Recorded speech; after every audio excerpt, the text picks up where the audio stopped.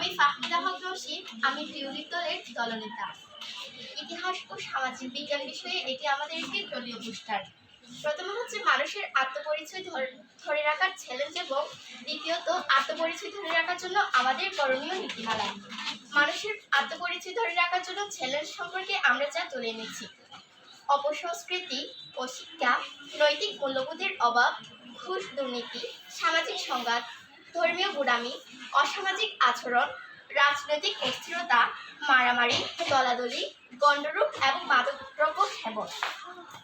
আত্মপরিচয় ধরে রাখার জন্য আমাদের করণীয় নীতিমালা: নৈতিক মূল্যবোধ গড়ে তোলা, ভালো মন্দের পার্থক্য করা, রীতি অনুসরণ করে চিন্তা ও কাজ করতে শেখা, সমাজের নিয়ম কানুন মেনে চলা, তথ্য ও যোগাযোগ প্রযুক্তির সাথে খাপ খাইয়ে চলা, অভিযোজনের সক্ষম বৈশ্বিক নাগরিক হওয়া। ধন্যবাদ সবাইকে। আসসালামু আলাইকুম।